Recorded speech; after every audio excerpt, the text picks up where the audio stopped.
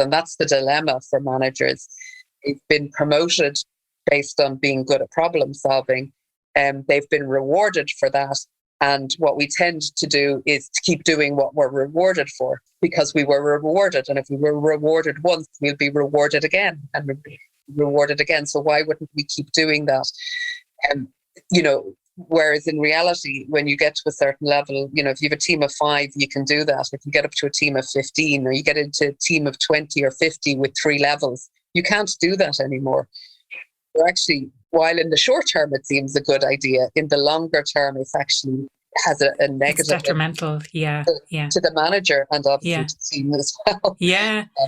That's really the crux of the book, is that whole dichotomy, that whole dilemma that managers end up unwittingly in.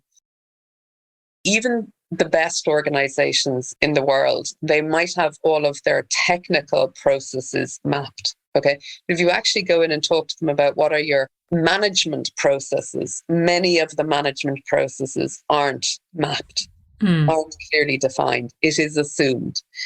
So, most people don't focus in on, most organizations, most managers aren't trained to, how do you train on the job? How do you share knowledge? How do you hold people accountable for applying that knowledge and developing them up to be able to take on the responsibilities of the tasks that is part of their role? And nobody sits down with managers and says, this is how your role is now going to change. These are how the skills are you are now going to need to develop. There is none of that conversation. There is none of that clear understanding. And that's what the role dimensions do. It articulates what's different about each of the roles and how the skills need to develop.